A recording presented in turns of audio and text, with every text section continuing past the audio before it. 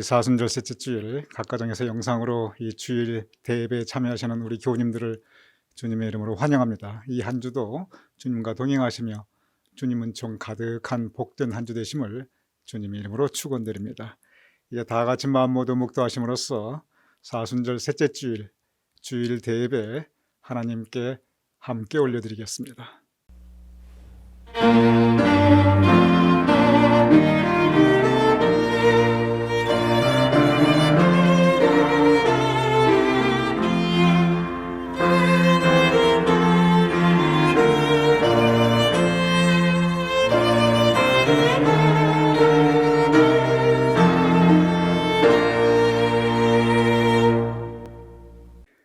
오라 우리가 여호와께 노래하며 우리 구원의 반석을 향하여 즐거이 부르자.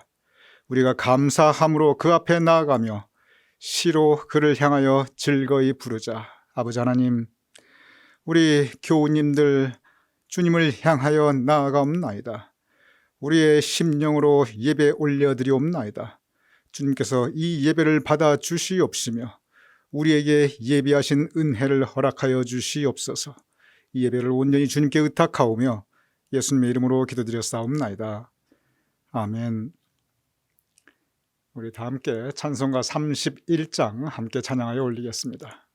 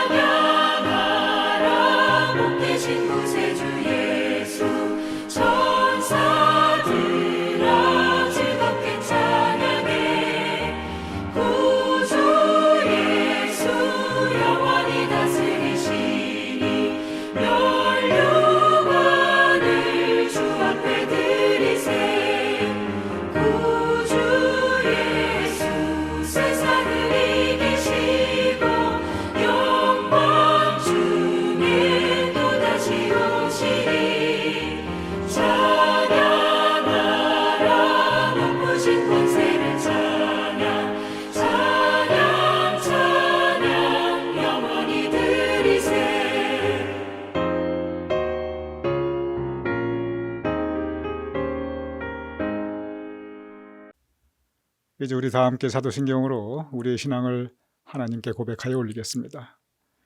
전능하사 천지를 만드신 하나님 아버지를 내가 믿사오며 그 외아들 우리 주 예수 그리스도를 믿사오니 이는 성령으로 잉태하사 동정녀 마리아에게 나시고 본디오 빌라도에게 고난을 받으사 십자가에 못 박혀 죽으시고 장사한 지 사흘 만에 죽은 자 가운데서 다시 살아나시며 하늘에 오르사 전능하신 하나님 우편에 앉아 계시다가 저리로서 산 자와 죽은 자를 심판하러 오시리라. 성령을 믿사오며 거룩한 공회와 성도가 서로 교통하는 것과 죄를 사하여 주시는 것과 몸이 다시 사는 것과 영원히 사는 것을 믿사옵나이다. 아멘.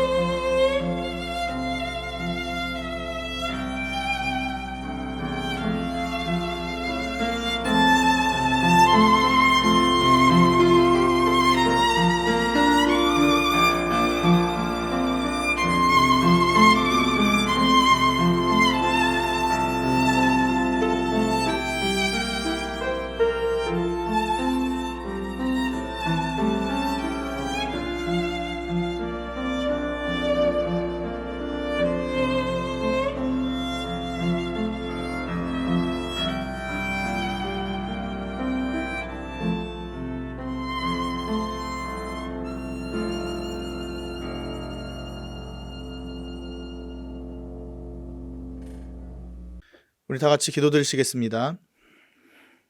사랑의 하나님 아버지, 감사합니다.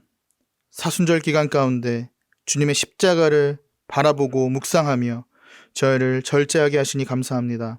또한 한 주 동안도 저희를 지키고 보호하여 주셨다가 오늘 거룩한 주일에 하나님 앞에 예배할 수 있게 하여 주심에 감사드립니다. 하나님 아버지, 이 시간 영과 진리로 하나님께 예배드리오니 저희의 예배를 받아주시고 저희에게 은혜 내려 주시옵소서. 하나님께서 저희에게 베푸신 한량없으신 은혜를 되돌아볼 때 우리의 삶이 변화되어야 함이 마땅하지만 우리 한 주간의 삶이 그렇지 않았음을 하나님께 고백하고 또한 뉘우칩니다. 말씀대로 살지 못하고 육체의 욕심에 따라 살았던 한 주간의 우리 모든 죄악을 참회합니다. 하나님 앞에 합당하지 못했던 우리의 고범죄와 저범죄를 모두 용서하여 주시옵소서. 우리의 더러움을 아시는 주님, 우리의 악함을 아시는 주님, 우리를 불쌍히 여겨주시고 깨끗하게 하여 주시옵소서. 하나님 아버지, 가나안교회를 위해 기도합니다.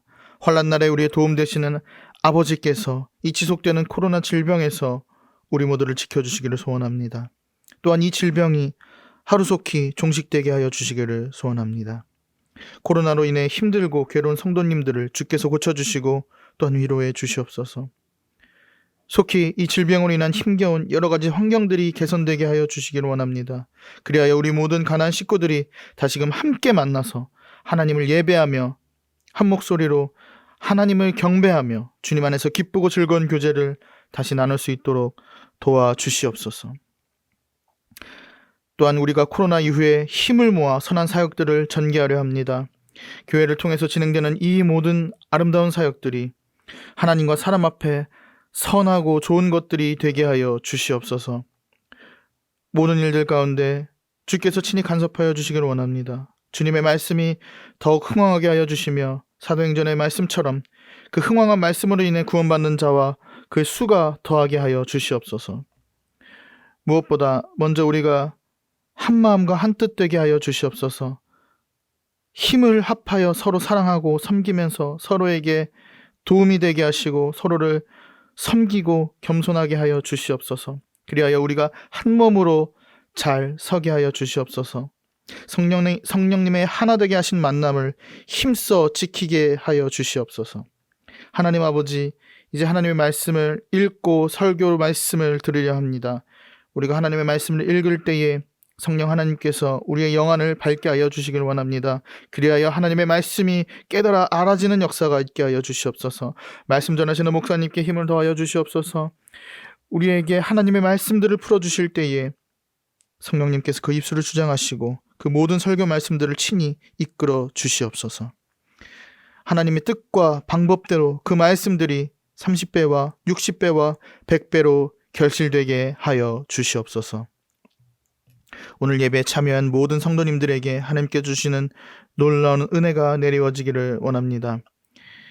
여러 상황들로 말미암아 괴롭고 힘든 우리 모든 성도들이 찬양을 할 때, 기도드릴 때, 말씀을 읽고 들을 때 치유되고 회복되고 다시금 일어서게 되는 역사가 있게 하여 주시옵소서. 이 시간 또한 예배를 위해 봉사하신 모든 우리 권속들을 기억해 주셔서 그 수고와 땀방울을 보시고 그 모든 것들에 아름다운 것으로 채워 주시옵소서. 모든 기도 가운데 오직 하나님의 뜻대로 하나님의 때를 따라 이루어 주실 줄을 믿고 감사드리오며 살아계신 예수 그리스도의 이름으로 기도드립니다. 아멘.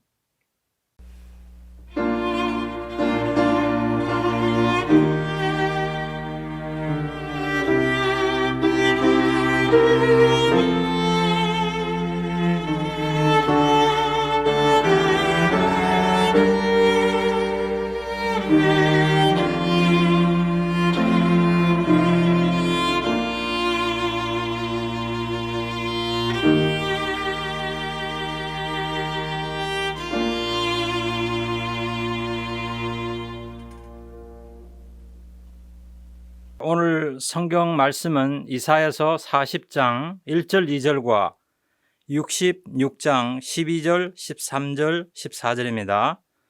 제가 읽어드리겠습니다. 너희 하나님이 이르시되 너희는 위로하라. 내 백성을 위로하라. 너희는 예루살렘의 마음에 닿도록 말하며 그것에게 외치라. 그 노역의 때가 끝났고 그 죄악이 사함을 받았느니라.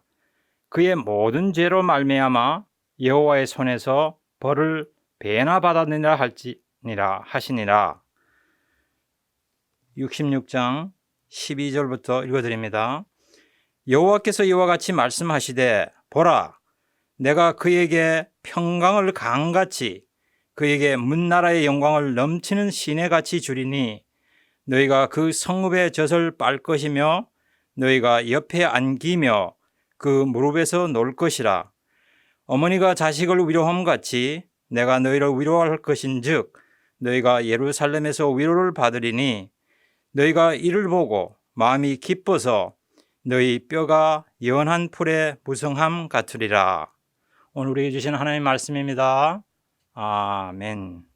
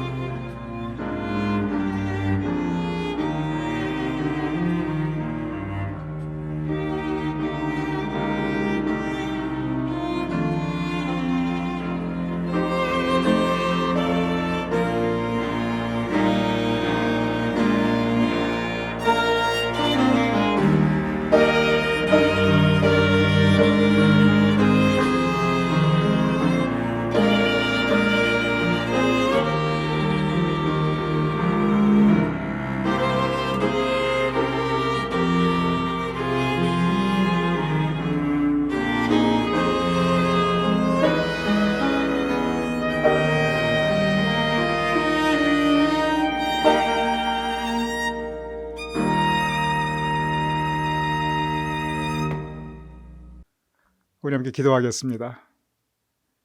아버지 하나님, 이 시간 우리가 함께 말씀을 나누고자 하옵나이다. 성령님께서 우리의 마음 문을 열어주시옵소서. 성령님께서 우리의 마음에 좌정하여 주시옵소서. 이 말씀의 시간에 성령님께서 우리 심령에 감동 감화 역사하여 주시옵소서. 말씀의 시간 성령님께서 우리와 함께 하심을 감사하오며 예수님의 이름으로 기도드렸사옵나이다. 아멘. 우리 신앙의 표준 역시 성경, 하나님의 말씀입니다. 그런데 성경은 물론 전체적으로 한 권의 책이지만 그러나 성경을 분류하는 방법이 있습니다.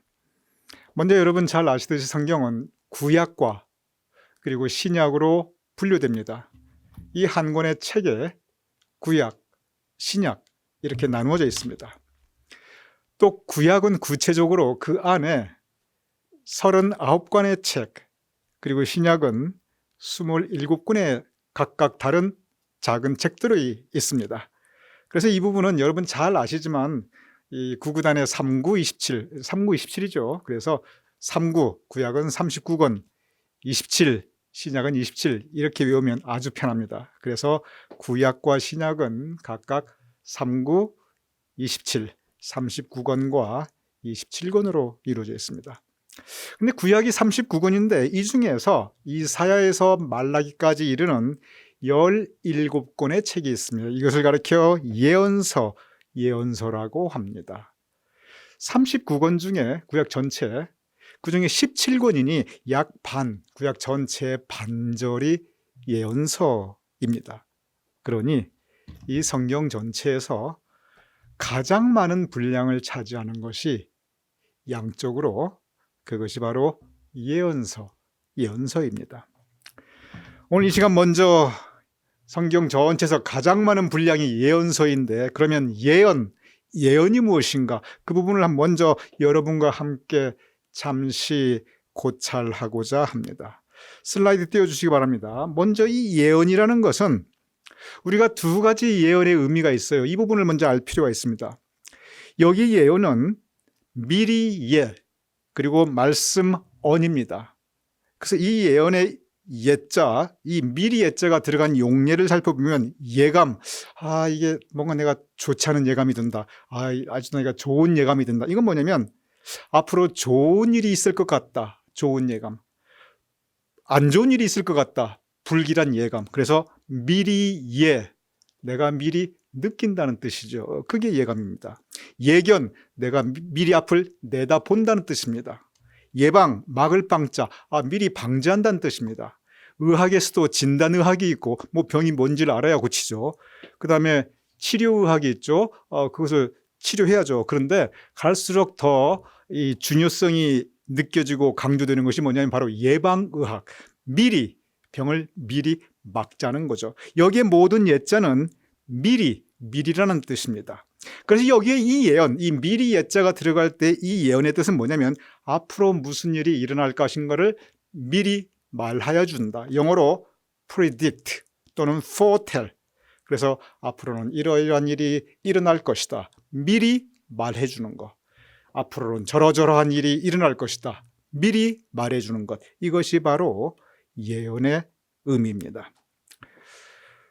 성경에서 예언서라고 하였을 때, 그리고 성경에서 예언하였다라고 하였을 때, 또 예언자라고 하였을 때, 이때 예언은 이렇게 장차 무슨 일이 일어날 것인가, 이걸 미리 알려주는 것인가, 그러한 의미도 물론 포함되지만 꼭 그러한 것은 아닙니다.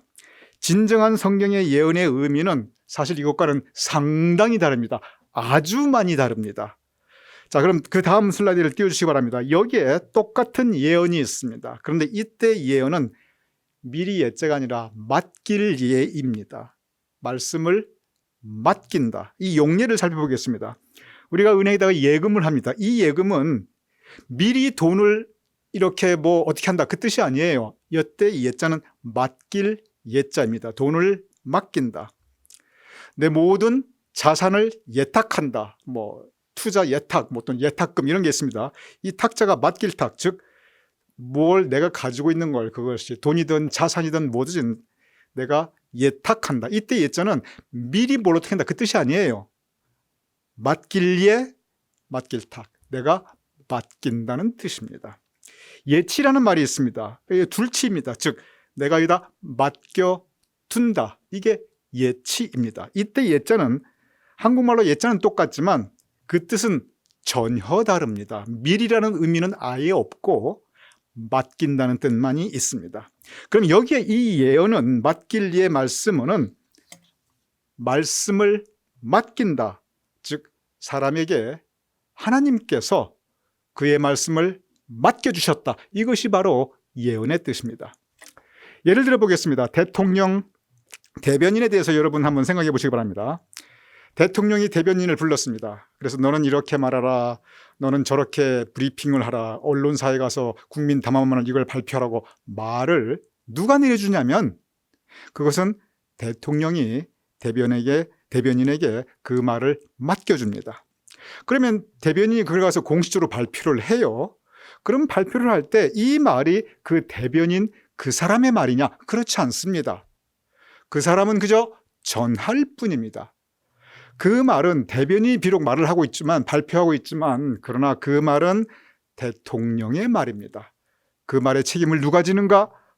대통령이 지게 되어 있습니다. 대변인이 뭘 발표했다고 그 대변인이 나중에 그 말을 책임지느냐? 그렇지 않아요. 대변인은 전하는 것으로 발표하는 것으로 그의 책임은 끝납니다.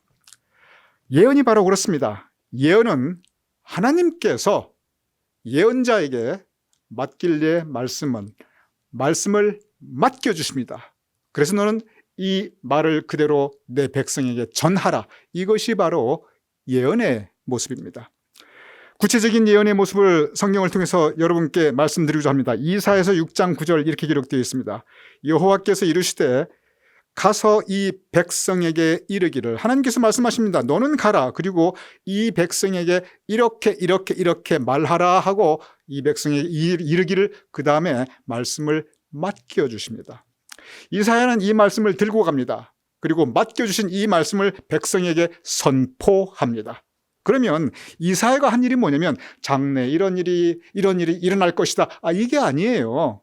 설령 그 안에 그런 내용이 있다 할지라도 이 예언의 본질은 하나님께서 맡겨주신 말씀을 가서 선포한다. 이것이 바로 예언의 의미입니다.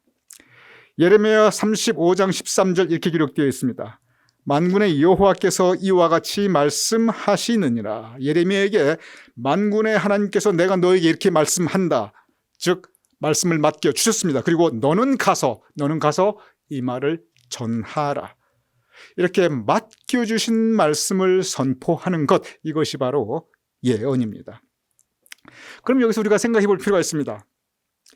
성경을 통해서 볼 때 예언의 본질적인 의미는 하나님께서 맡겨주신 말씀을 선포하는 것, 즉 대변인의 역할 또는 대언자의 역할인데, 근데 우리는 대부분 예언 그러면 장래 일어날 일을 미리 알려주시는 것 이렇게 알고 있거든요. 그러면 왜 이러한 우리의 생각, 우리의 인식이 이렇게 많이 우리 가운데 있게 되는 것인가? 물론 그런 의미가 아예 없는 건 아예 없진 않아요. 그러나 본질적으로 예언의 말씀은 장래일을 미리 그거 아닙니다. 하나님께서 맡겨주신 말씀을 선포한다. 그러면 우리가 알고 있는 어떻게 생각하면 오해라면 오해, 굳이 오해는 아니에요. 그렇지만 그 제한적인 그리고 너무 이 편협된 그러한 생각, 진정한 예언의 의미를 왜 이렇게 많이 우리가 놓치고 있는가? 그 이유가 있습니다. 그 첫 번째 이유는 뭐냐면 바로 이 한자 번역입니다. 슬라이드 띄워주시기 바랍니다. 아까 여러분 보셨습니다. 여기 보시면 두 가지 예언이 있습니다. 첫 번째는 맡길 이의 말씀언입니다. 하나님의 말씀을 맡겨주셨다. 이것이 성경의 진정한 의미입니다. 제대로 한자로 표현한 거예요. 그런데 일본어 성경을 보거나 중국어 성경을 보면은 모든 예언은 이 맡길 예자를 씁니다.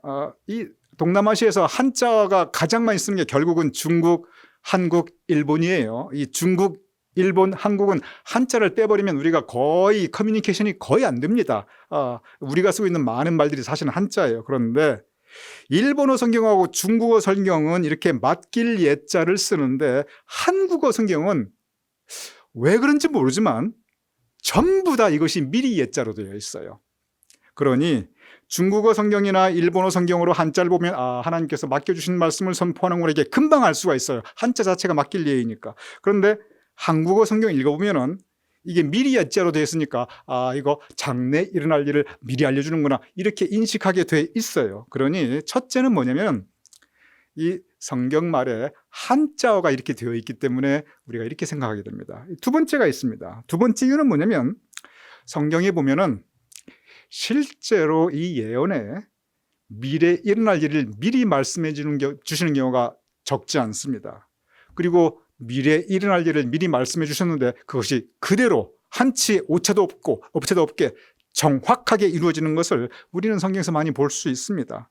심지어 예수님의 탄생에 대한 것도 그렇습니다. 예수님 탄생에 대해서 미리 이사야서에서 말씀된 대로 그대로 이루어집니다. 그러니 성경 말씀을 보면 장래일을 이렇게 미리 말하셨고 그리고 그것이 실제 그대로 이루어지니 예언이라는 것은 이렇게 장래에 일어날 일을 미리 말씀해 주시는구나. 우리 그렇게 이해할 수밖에 없습니다. 그러니 이러한 부분이 아주 그렇게 잘못되냐? 그렇지는 않습니다. 여기서 우리가 생각해 볼 필요가 있습니다. 그것은 뭐냐면 성경에서 이렇게 장래일에 일어날 것을 미리 말씀해 주시기는 했지만 그러나 예언자가 무슨 점쟁이처럼 자기의 말을 자기가 했는가, 자기 생각으로 이렇게 나중에는 이런 일이 일어날 것이다 이렇게 미리 점쳐보고 생각하고 자기 의견으로 말했는가? 절대 그렇지 않습니다. 무슨 미래를 볼 수 있는 신비한 능력이 있어가지고 그렇게 했는가? 그렇지 않습니다. 장래 무슨 일이 어떻게 일어날 것이다. 이 또한 하나님께서 맡겨주신 말씀입니다. 즉 그 말씀의 내용이 장래 무슨 일이 일어날 것이다 이것을 말씀하셨든지 아니면 다른 것을 말씀하셨든지 본질적으로 무엇이냐면 그것은 하나님께서 맡겨주신 말씀을 선포한 것에 불과합니다. 그러므로 본질적으로 예언은 그 내용이 장래에 일어날 일이 포함되어 있다 할지라도 하나님께서 맡겨주신 말씀이고 바로 그것을 선포한 사람들이 그분들이 바로 예언자입니다. 그러면 오늘 구약에서 가장 많은 부분, 성경 전체에서 가장 많은 부분이 바로 이 예언, 하나님께서 맡겨주신 말씀을 선포하는 것인데, 그러면 과연 하나님께서 무슨 말씀을 맡겨주셨는가? 성경에서 가장 많은 그 예언서의 가장 중심적인 내용이 무엇인가? 바로 그 부분을 우리가 함께 묵상하며 또 그 의미를 되새길 필요가 반드시 있습니다. 성경에 보면 이 예언의 말씀에서 죄를 지적하는 말씀이 참 많이 있습니다. 이사야 1장 2절 이렇게 기록되어 있습니다. 하늘이여 들으라, 땅이여 귀를 기울이라. 여호와께서 말씀하시기를 내가 자식을 양육하였거늘 그들이 나를 거역하였도다. 우리는 모두 하나님의 자녀들입니다. 하나님께서 우리에게 은혜 베풀어 주시고 지금까지 우리를 키워주셨고 지켜주셨고 사랑해 주셨습니다. 그런데 내가 자식을 양육하였거늘 그들이 나를 거역하였도다. 즉 하나님의 말씀에 불순종하였고 죄를 짓고 있구나. 죄를 지었다라고 선포하는 것, 이것을 가리켜 심판이라고 합니다. 하나님께서 판단하고 정죄하신 거예요. 이 예언의 말씀을 보면 바로 이 심판의 선포가 상당히 많이 있습니다. 이사야 1장 4절에서 5절 이렇게 기록되어 있습니다. 슬프다 범죄한 나라요, 허물진 백성이요, 행악의 종자요, 행위가 부패한 자식이로다. 온통 죄에 대한 심판, 너는 죄인이다 라고 선포하고 있습니다. 그리고 이어지는 말씀이 너희가 어찌하여 매를 더 맞으려고 패역을 거듭하느냐. 여기 보시면 심판하시는 걸로 끝나지 않아요. 너희가 어찌하여 더 매를 맞으려고 패역을 거듭하느냐. 하나님께서 매를 들어 치실 때가 있습니다. 하나님께서 죄 지은 사람에게 매를 들어 치시는 것, 이것을 가리켜 징벌이라고 합니다. 예언서에 보면 바로 이 징벌의 선포 상당히 많이 있습니다. 이사야서 3장 24절에서 26절 이렇게 기록되어 있습니다. 그때 썩은 냄새가 향기를 대신하고 굵은 베옷이 화려한 옷을 대신하고 수치스러운 흔적이 아름다움을 대신할 것이며 너희 장정은 칼에 너희 용사는 전란에 망할 것이며 그 성문은 슬퍼할 것이며 곡할 것이며 시온은 황폐하여 땅에 앉으리라. 듣기만 해도 가슴이 서늘합니다. 썩은 냄새, 시체가 썩는 냄새입니다. 이것이 향기를 대신하고 굵은 베옷, 사람이 죽어서 애곡하고 있고 장래 행렬입니다. 죽음의 선포입니다. 그러니 너희 장정은 칼에 쓰러지고 너희 용사는 전쟁에 망하고 그 온통 성문은 슬퍼하며 곡할 것이고 하나님의 성 시온은 황폐하여 땅에 앉으리라. 죽음의 선포입니다. 멸망의 선포입니다. 왜입니까? 이것은 죄 지은 백성에 대한 징벌, 바로 이 징벌의 선포입니다. 예언서에 보면 이렇게 심판과 징벌, 이 심판과 징벌의 내용이 참 많이 있습니다.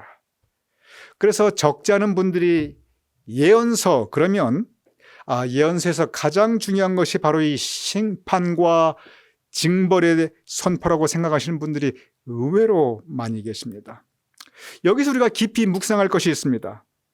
물론 예언서에서 이렇게 심판과 징벌에 대한 선포가 굉장히 많이 나오고 있습니다. 그러면 우리가 1차적으로 깊이 묵상해야 될 것이 뭐냐면 이러한 심판과 징벌이 누구를 향한 것인가?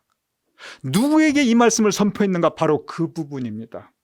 이 심판과 징벌의 선포, 예언자가 가서 담대하게 강하게 심판과 징벌을 선포하는데 이것이 누구를 향하여 선포했는가? 성경에 보면 분명한 대상이 있습니다. 물론 하나님의 백성들에게 했지요. 하지만 성경을 자세하게 읽어보면 하나님의 이 심판과 징벌의 선포는 불특정 다수를 향한 것이 아닙니다. 1차적으로 가장 중심적인 대상이 분명히 나와 있습니다. 이사야 10장 1절에서 2절 이렇게 기록되어 있습니다. 불의한 법령을 만들며 불의한 말을 기록하며 가난한 자를 불공평하게 판결하여 가난한 내 백성의 권리를 박탈하며 과부에게 토색하고 고아의 것을 약탈하는 자는 화 있을진저. 불의한 법령을 만들며, 누가 불의한 법령을 만들 수가 있습니까? 불의한 것이든지 정의로운 법령이든지 법령을 만들 수 있는 사람들은 그 당시에 가장 힘 있는 사람들입니다. 요즘으로 말하면 국회의원들입니다. 불의한 말을 기록하며, 똑같은 말이지요. 가난한 자를 불공평하게 판결하고 가난한 내 백성의 권리를 박탈하고. 누가 판결할 수 있습니까? 누가 권리를 박탈합니까? 그것은 법을 집행하는 사람들입니다.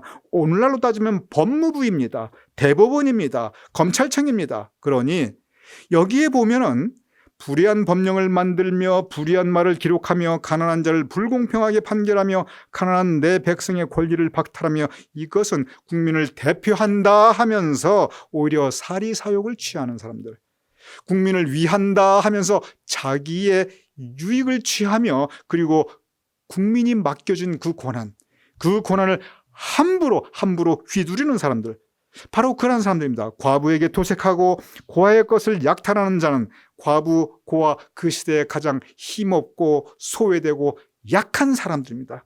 그러한 힘없고 소외되고 약한 사람들을 함부로 하고, 그리고 그들의 힘을 악용해서 그들을 착취하는 사람들, 그들 모두 화 있을진저. 성경에서 화 있을진저, 그런 것은 하나님의 심판과 진노가 피할 수 없다, 이때 화 있을진저, 이 표현을 씁니다. 즉 하나님의 진노와 심판이 누구에게 향하는가? 1차적으로 바로 이러한 사람들에게 향한다고 하는 것입니다. 이사야서 5장 20절 이렇게 기록되어 있습니다. 악을 선하다 하며 선을 악하다 하며 흑암으로 광명을 삼으며 광명으로 흑암을 삼으며 쓴 것으로 단 것을 삼으며 단 것으로 쓴 것을 삼는 자는 화 있을진저. 화 있을진저, 즉 이러한 사람들은 심판과 진노와 징벌을 피할 수 없다, 바로 선포하고 있습니다. 그런데 어떠한 사람들인가? 악을 선하다 하며 선을 악하다 하며 흑암으로 광명을 삼으며 광명으로 흑암을 삼으며 쓴 것으로 단 것을 삼으며 단 것으로 쓸 것을 삼는 자들, 즉 거짓된 사람들입니다. 자신에게 부여받은 힘을 함부로 사용하는 사람들입니다. 적어도 국민들을 이렇게 속이고 호도하는 사람들입니다. 진실하지 못한 사람들입니다.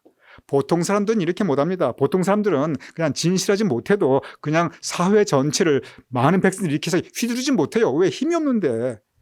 이것을 할 수 있는 사람들은, 그 사람들은 진실하지 못하며 힘 있는 사람들입니다. 국민을 위한다 하면서 자기의 유익을 추구하는 사람들이다. 예수님께서는 언제나 긍휼, 불쌍히 여기는 마음을 가지고 계셨고, 예수님께서는 언제나 사랑을 선포하셨습니다. 그런데 예수님께서 심판과 징벌을 계속 선포한 구체적인 사람들이 있습니다. 화 있을진저, 바로 그 심판과 징벌의 말씀을 선포한 그러한 그룹의 사람들이 있습니다. 마태복음 23장 27절 이렇게 기록되어 있습니다. 화 있을진저, 외식하는 서기관들과 바리사인들이여, 회칠한 무덤 같으니 겉으로는 아름답게 보이나 그 안에는 죽은 사람의 뼈와 모든 더러운 것이 가득하도다. 외식하는 서기관들과 바리새인들이여, 여기서 외식이라는 건 위선자들이다, 그 뜻입니다. 이 서기관들과 바리새인들이 누굽니까? 적어도 그 당시, 적어도 예수님 시대에 가장 이스라엘 민족 가운데 힘 있는 사람들이었습니다. 사회적으로 영향력 있는 사람들이었습니다. 부귀영화를 누리던 사람들이었습니다. 특권층 사람들이었습니다. 그런데 회칠한 무덤 같으니, 온통 위선으로 가득 차 있어가지고 백성들을 위한다고 말하면서, 아름답게 말하면서 그 안에는 죽은 사람의 뼈와 모든 더러운 것이 가득하도다, 화 있을진저. 여기 보면 공통점이 있습니다. 이 공통점이 뭐냐면 이 예언, 하나님께서 맡겨주신 말씀 가운데 이 심판과 징벌에 대한 선포는 많은 사람들, 절대 다수의 백성들에게 주어진 것이 아닙니다. 물론 그런 경우도 있지요. 그러나 대부분은 바로 이러한 사람들, 지금 말씀드린 바로 이러한 사람들에게 선포된 하나님의 말씀이었습니다. 그들이 힘있고 권세 있기 때문에 예언자들은 목숨 걸고 하나님 말씀을 선포하였고, 그리고 실제로 바로 이 심판과 징벌의 말씀을 힘있는 사람들에게 선포하다가 목숨을 잃은 예언자가 한두 사람이 아닙니다. 적지 않은 예언자들이 바로 이렇게 목숨을 잃었던 것을 우리는 성경을 통해서 알 수 있습니다.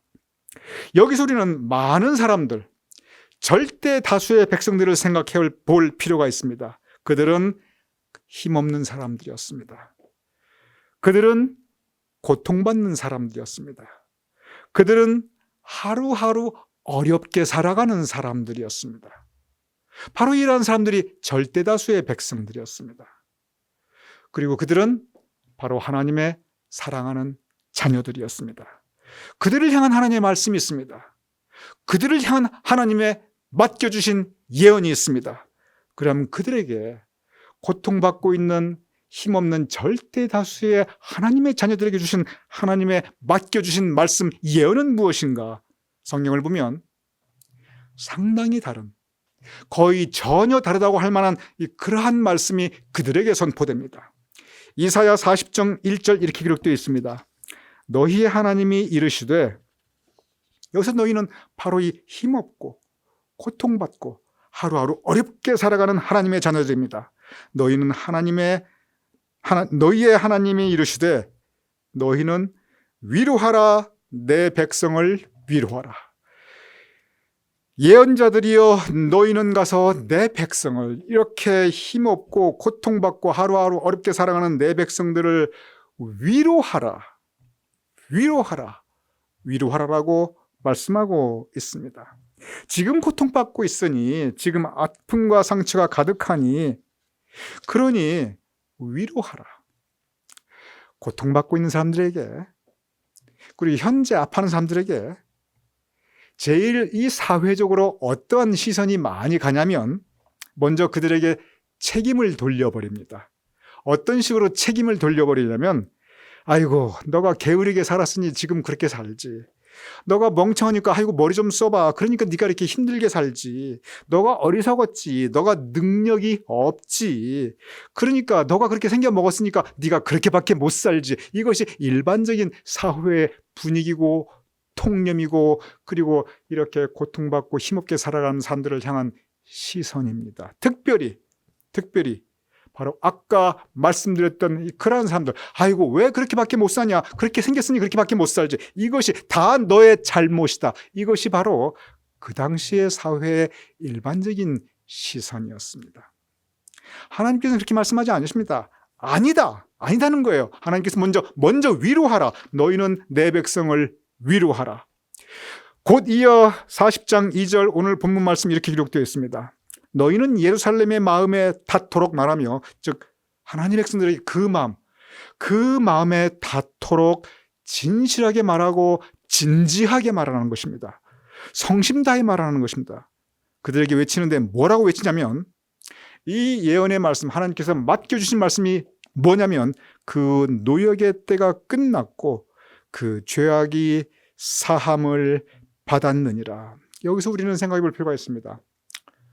우리는 믿는 사람들로서 우리에게 불행한 일이 당할 때, 우리가 사고를 겪거나 또는 어떤 고통을 당하거나 우리 인생에 실패가 있을 때, 슬픈 일을 겪을 때 우리가 1차적으로 어떤 생각들을 많이 하냐면, 내가 죄가 많아서 그렇지, 이러한 생각을 할 수가 있습니다. 그런 우리들에게 오늘 이사야서 40장 2절은 아니다. 불행과 고통, 그리고 슬픔과 사고는 누구에게나 올 수 있다는 것입니다. 심지어 그런 분도 있습니다. 혹시 너 고백하지 않은 죄가 있느냐? 그 고백하지 않은 죄를 꺼내서 다 회개하라. 물론 성경으로 보면 다 틀린 말은 아니에요. 그러나 가뜩이나 지금 힘들어 죽겠는데, 가뜩이나 지금 어려운데, 이 고통과 슬픔과 이 불행으로 내 어깨가 지금 이 수고하고 무거운 짐으로 내가 견디다 못해 쓰러지게 되었는데, 그런데 거기다가 정죄까지 합니다. 너 죄인이지, 너 죄 때문에 그래. 너 고백하지 않은 죄 있지, 너 네 잘못이야. 그러니 가뜩이나 힘들어 죽겠는데 이렇게 정죄까지 당하면 도대체 사람이 어떻게 살겠습니까? 남들은 다 이렇게 죄인이라고 하는데, 그런데 네 죄를 네가 알렸다, 어서 고하라, 이런 식인데, 그런데 이사야는 뭐라고 말씀하냐면, 다시 띄워주시기 바랍니다. 너희는 이스라엘의 마음에 닿도록 아파하는 마음, 그 상한 심령을 위로하면서 뭐라고 말하냐면, 그 노역의 때가 끝났고, 이미 끝났고, 그 다음 말이 중요합니다. 그 죄악이 사함을 받았느니라. 설령 죄가 있다 할지라도 우리 가운데 죄 없는 사람이 누가 있겠습니까? 그리고 죄 때문에 우리가 고통을 당할 수도 있어요. 그러나 그 노역은 죄의 대가입니다. 그 죄악이 사함을 받았고 그 노역의 때가 끝났도다라고 선포하고 있습니다. 즉 더 이상 죄에 묶여 있을 필요가 없다는 것입니다. 왜냐하면 하나님께서 우리를 자유케 하여 주셨으니까. 오늘 본문 두 번째 본문 이사야서 66장 13절에서 14절 이렇게 기록되어 있습니다. 어머니가 자식을 위로함 같이 내가 너희를 위로할 것인즉. 계속 위로의 말씀이 나타납니다. 그런데 이 말씀을 한 절 한 절 우리 한번 잘 묵상해 보시기 바랍니다. 어머니가 자식을 위로함 같이. 지금 이 자식은 어떤 자식입니까? 이 자식은 고통당하고 있는 자식입니다. 이 자식은 슬퍼하고 있는 자식입니다. 이 자식은 아파하고 있는 자식입니다. 그 자식을 어머니가 불쌍히 여겨 위로함 같이 하나님께서 너희를 위로할 것인즉. 읽기만 해도 은혜가 됩니다. 계속 읽어보겠습니다. 너희가 예루살렘에서 위로를 받으리니, 하나님의 성 너희의 삶의 자리에서 위로를 받으리니 너희가 마음이 기뻐서 너희 뼈가 연한 풀의 무성함 같으리라.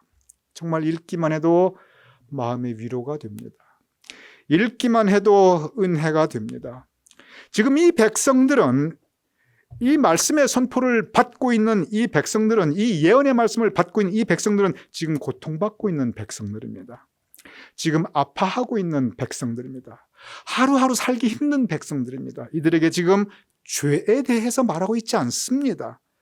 진노와 심판과 징벌에 대해서 말하고 있지 않습니다. 너 죄졌지? 그 너 죄 때문이야? 그렇게 말하지 않습니다. 너 조금만 더 가봐, 너 죽어. 그렇게 협박하지 않습니다. 오히려 위로하십니다. 위로에 그치는 것이 아닙니다. 이사야서 43장 18절에서 20절 이렇게 기록되어 있습니다. 너희는 이전 일을 기억하지 말며 옛날 일을 생각하지 말라. 보라, 내가 새 일을 행하리니 이제 나타날 것이라. 이전 일, 사람이 그래 너가 죄를 지을 수도 있지, 그리고 너가 힘든 일을 겪을 수도 있지, 그러나 그 과거의 아픔과 상처와 실패 여기에 잡혀있지 말라는 것입니다. 옛날 일, 한스러운 일, 한탄스러운 일, 후회스러운 일, 이거 더 이상 거기에 잡혀있지 말라는 것입니다. 보라, 내가 새 일을 행하리니, 미래에 대한 것입니다. 하나님께서 새 일을 우리 앞에 행해 주신다는 것입니다. 이제 나타날 것이다. 구체적으로 내가 광야의 물을 사막의 강을 내어 광야에서 목말라 할 때, 사막에서 메말라 죽어갈 때, 그때 물을 내시고 강을 내어 내 백성 내가 택한 자에게 마시게 할 것입니다. 그렇습니다. 우리 가운데 예전 일에 사로잡힌 바 된 분들이 얼마나 많이 있습니까? 과거 일에 붙잡힌 바 된 분들이 얼마나 많이 있습니까? 그러한 우리들에게 너희는 이전 일을 기억하지 말며 옛날 일을 생각하지 말라. 보라, 내가 새 일을 행하리라. 하나님께서는 예언, 말씀을 맡겨주시는데 그것은 미래에 대한 소망입니다. 미래에 대한 축복입니다. 광야의 물을, 사막의 강을, 목마른 나에게 은혜의 생수, 풍성함의 생수, 하늘의 신령한 은혜와 그리고 주님께서 허락하시는 이 땅의 기름진 것으로 우리를 채워주신다고 하는 바로 그 말씀입니다. 하나님께서 약속하고 계십니다. 예언의 말씀 보면 하나님께서 많은 약속을 하여 주십니다. 이사야서 58장 8절에서 9절 이렇게 기록되어 있습니다. 그리하면 너의 빛이 새벽같이 비칠 것이요 내 치유가 급속할 것이며 하나님의 영광이 내 뒤에 호위하리니. 참 얼마나 멋있는 말씀입니까? 빛이 새벽같이 비칠 것이며 치유, 우리의 마음의 아픔과 고통과 상처, 우리 육신의 질병, 너의 치유가 급속할 것이며 우리 인생길 하나님의 영광이 우리 인생길 뒤에서 우리를 호위하리니. 그 다음 말씀 참 중요합니다. 너가 부르짖을 때 나 여호와가 응답하겠고 너가 부르짖을 때는 내가 여기 있다 하리라. 얼마나 아름답습니까? 얼마나 힘이 됩니까? 이것이 바로 예언의 본질입니다. 물론 예언의 본질이 심판과 그리고 징벌도 있습니다. 그러나 1차적으로 그 심판과 징벌이 향하는 그 대상은 사실은 따로 있습니다. 고통받고 있는 이스라엘 백성을 향한 예언의 본질은 바로 이 은혜의 말씀, 소망의 말씀, 그리고 회복과 축복의 말씀입니다. 이사야서 58장 11절 이렇게 기록되어 있습니다. 정말 이 말씀은 보기만 해도 듣기만 해도 너무 큰 은혜가 됩니다. 묵상하면 할수록 우리에게 힘과 용기를 주게 됩니다. 이렇게 기록되어 있습니다.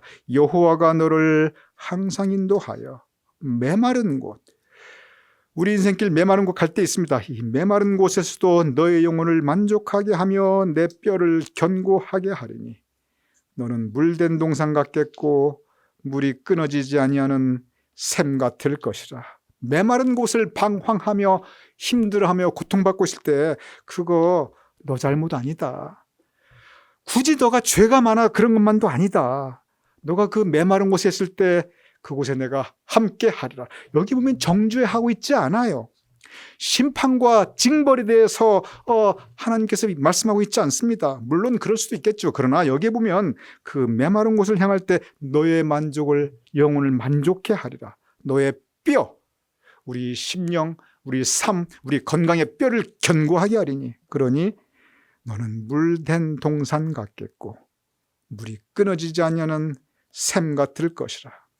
우리가 때로 건강의 문제로, 가정의 문제로, 돈과 경제의 문제로, 인간관계로 우리가 메마른 곳을 방황할 때 있습니다. 그럴 때 여호와가 너를 항상 인도하여 내가 너와 함께하리라. 그곳에서 내가 샘을 내리라. 그곳에서 내가 물을 내리라. 그곳에서 내가 강을 내리라. 너로 하여금 마시게 하고 그리하여 너는 물된 동산 같겠고 물이 끊어지지 않는 샘 같을 것이라. 얼마나 은혜가 됩니까? 이것이 바로 예언, 하나님께서 맡겨주신 예언의 말씀입니다. 그래야 진정한 예언의 말씀은 심판과 그리고 징벌도 있지만 그러나 전체적으로 보면 하나님의 백성들이 주신 예언의 말씀의 가장 큰 본질은 그것은 바로 은혜의 선포입니다. 바로 이 하나님의 은혜가 있기에 우리가 살아갈 수 있는 것입니다. 사도 바울은 고린도 후서 12장 9절 이렇게 기록하고 있습니다. 나에게 이르시기를, 하나님께서 지금 말씀을 주시고 계십니다. 하나님께서 말씀을 주시는 것, 나에게 이르기를, 즉 예언의 말씀입니다. 하나님께서 뭐라고 우리에게 맡겨주신 말씀, 예언을 주시냐면 내 은혜가, 하나님의 은혜가 너에게 족하도다. 우리 고린도 후서 12장 9절 우리 각 가정에서 다 같이 한번 같이 읽어보겠습니다. 이것은 우리 모두에게 주시는 예언, 하나님께서 맡겨주신 말씀입니다. 왜냐하면 하나님께서 직접 주신 말씀입니다. 자, 같이 읽어보겠습니다. 시작. 나에게 이르시기를 내 은혜가 내게 족하도다. 그렇습니다. 하나님의 은혜가 우리에게 족합니다. 우리가 때로 부족하다고 생각하고 우리가 때로 불평하지만 그러나 다시 우리의 인생길을 뒤돌아보면 하나님께서 주신 그 은혜가 우리에게 족합니다. 바로 이 은혜의 말씀, 바로 이 은혜의 말씀이 이것이 바로 예언입니다. 예언 가운데 가장 큰 예언, 모든 예언 가운데 가장 중심적인 예언, 그리고 하나님께서 선포하신 모든 예언 가운데 가장 많은 예언은 그것은 바로 은혜의 선포입니다. 오늘 이 시간 내 은혜가 너에게 족하도다, 하나님께서 우리에게 예언해 주신 이 예언의 말씀을 붙잡고 감사하면서 찬양하면서 그리고 그 은혜를 함께 나눌 수 있는, 우리 예언의 말씀으로 기뻐할 수 있는 저와 여러분, 우리 모두가 될 수 있기를 주님의 이름으로 축원합니다. 우리 함께 기도하겠습니다. 아버지 하나님, 감사옵나이다. 우리에게 예언을 허락하시니 감사옵나이다. 우리에게 말씀을 맡겨주셨으니 감사옵나이다. 이 은혜의 말씀 붙잡고 살아갈 수 있도록 주여 도와주시옵소서. 이 은혜의 말씀 우리가 나누며 살아갈 수 있도록 주여 도와주시옵소서. 이 은혜의 말씀 가운데 소망을 가지고 새 힘과 용기를 내며 세상을 이기며 살아갈 수 있도록 주여 도와주시옵소서. 우리에게 예언 맡겨주신 말씀이 함께하게 하심을 감사하오며 예수님의 이름으로 기도드렸사옵나이다. 아멘.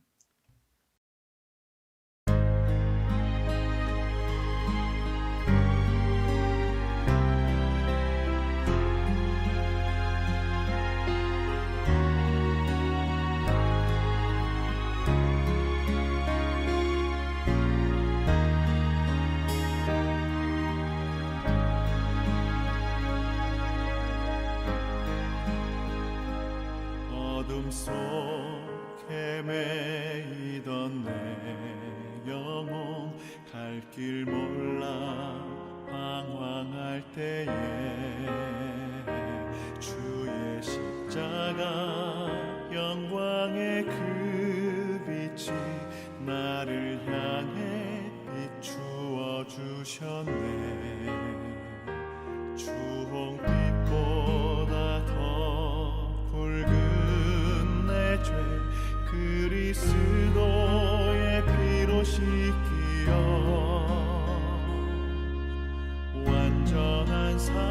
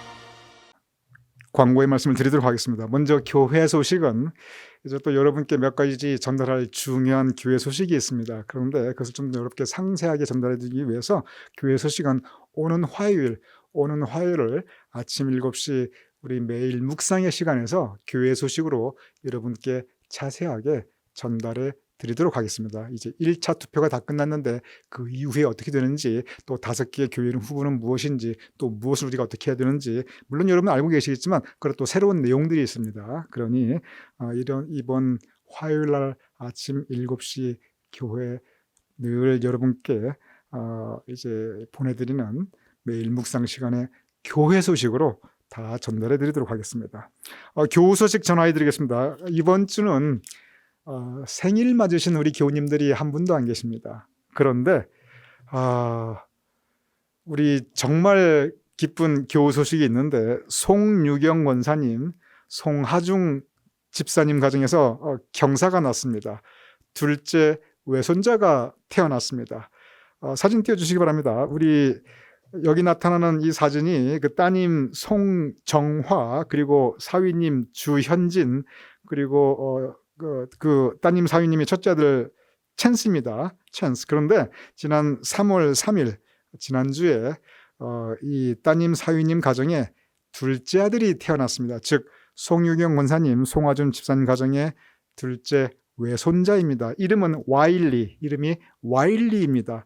하나님께서 주신 축복 중에 정말 자식만한 축복이 없는데 하나님의 큰 축복을 이번에 또 받으신 우리 송유경 원사님, 송하중 집사님 두 분, 그리고 또 따님 사위님께 축하드리고, 또한 하나님께서 내려주신 이 은총이 이 가정에 더 풍성히 임하심을 축복합니다. 우리 함께 기도하겠습니다. 아버지 하나님, 우리와 함께 송유경 원사님, 송하중 집사님 함께 하시며 믿음과 삶을 나누게 하시니 감사하옵나이다. 지금까지 두 분 가정에 주님께서 주인이 되어주셨사옵나이다. 지금까지 두 분 가정을 주님께서 선히 인도하여 주셨사옵나이다. 지금까지 주님께서 두 분 가정 위에 많은 은혜, 큰 은총으로 함께 하셨사옵나이다. 이제 큰 기쁨의 좋은 소식을 주셨음을 감사하옵나이다. 아름다운 그리고 귀한 새 생명을 선물로 주셨음을 감사하옵나이다. 먼저 기도하옵나니 산모에게 좋은 회복을 허락하여 주시옵소서. 그의 건강에 아무 어려움이 없도록 앞으로도 그의 영육간의 건강을 지켜주시옵소서. 아기가 건강하게 자라날 수 있도록 주여 도와주시옵소서. 그 아이 평생에 주님 은총을 항상 함께하게 하여 주시옵소서. 이 아기가 어디를 가든 무엇을 하든 주님께서 그의 평생을 선히 인도하여 주시옵소서. 이 아기가 자랄 때 아무 질병 없도록 도와주시옵시며 사고 없도록 천군 천사로 보호하여 주시옵소서. 이 아기 와일리에게 이미 좋은 부모를 허락하여 주셨사옵나이다. 이미 좋은 할아버지 할머니를 허락하여 주셨사옵나이다. 아름다운 믿음의 가정에서 태어나게 하셨사옵나이다. 이제 그가 자라며 좋은 친구를 만나게 하시며 좋은 선생님을 만나게 하시며 좋은 학업이 있게 하시고 자라면서 부모와 조부모에게 계속 큰 기쁨이 되게 하시며 영광이 되게 하여 주시옵소서. 또한 이 사회 좋은 지도자로서 성장할 수 있도록 주님께서 복내려 주시옵소서. 아버지 하나님, 지난 한 해를 돌아볼 때 송유경 원사님, 송하중 집사님 많은 아픔들이 있었사옵나이다. 지난 한 해를 돌아볼 때 송유경 원사님 부모님 두 분을 먼저 하나님의 나라로 떠나심을 하나님께서 거두셨고, 또한 송하중 집사님의 어머님을 주님께서 천국으로 부르셨사옵나이다. 아버지 하나님, 양가의 어른들을 주님께서 천국에서 친히 영접하여 주셨음을 믿사옵나이다. 이제 그들의 마음을 위로하시며 이렇게 새 생명, 큰 기쁨의 좋은 소식으로 그들의 마음을 채워주심을 감사하옵나이다. 기도하옵나니 앞으로 언제나 그 가정에 모든 가족들의 오가는 소식들이 좋은 소식, 기쁜 소식, 감사의 제목들이 되게 하시며 우리 송유경 원사님, 송하중 집사님의 가정에 은혜의 지경이 확대되며 확장될 수 있도록 주여 복내려 주시옵소서. 가정에 새 생명 태어나심을 감사하오며 우리 모두와 함께 그 기쁨을 나누게 하심을 감사하오며 예수님의 이름으로 축복하며 기도드렸사옵나이다. 아멘. 다시 한번 우리 성유경 권사님, 송하중 집사님 주님의 이름으로 축하드립니다. 우리 다 같이 찬송가 620장 패외 찬송 함께 찬양하여 올리겠습니다.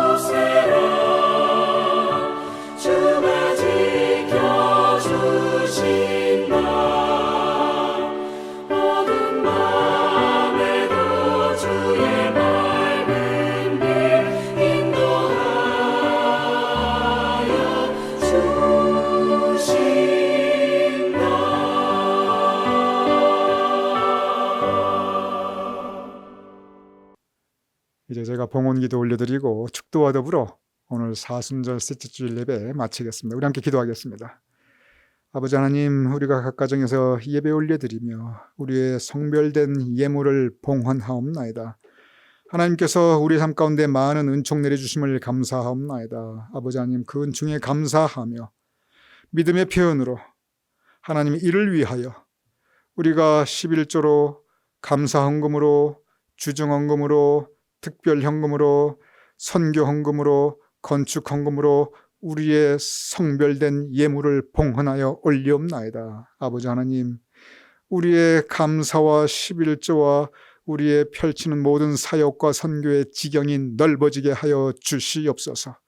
이 예물이 쓰여지는 곳에 하나님의 뜻을 또한 이루어 주시옵소서. 기도하옵나니 드린 정성된 손길을 주님께서 기억하여 주시옵시고, 그들의 가정 위에 주님의 은총을 더하여 주시옵시고, 그들의 손으로 행하는 일들이 형통하게 하여 주시옵시며, 우리 교우님들의 온 가족 위에 주님의 은총과 사랑을 주여 언제나 더하여 주시옵소서. 이제는 우리 주 예수 그리스도의 크신 은혜와 아버지 하나님의 극진하신 사랑과 성령님의 감동, 감화, 역사하심이 이 시간 함께 예배 올리드리는 우리 교우님들과 온 가족들의 머리 위에, 그 자손과 후손들의 머리 위에, 주님께서 세워주신 우리 교회와 그 모든 사역과 사역자들 위에, 우리의 두고 온 모국 대한민국과 우리가 살아가는 이 땅 미국과 온 세상 하나님의 백성들 위에, 아직도 창궐하고 있는 코로나 바이러스로 인해 고통받고 있는 환자들과 그들을 성심껏 돕는 우리 의료진들 위에 지금부터 영원까지 함께 하실 것을 간절히 축원하옵나이다. 아멘.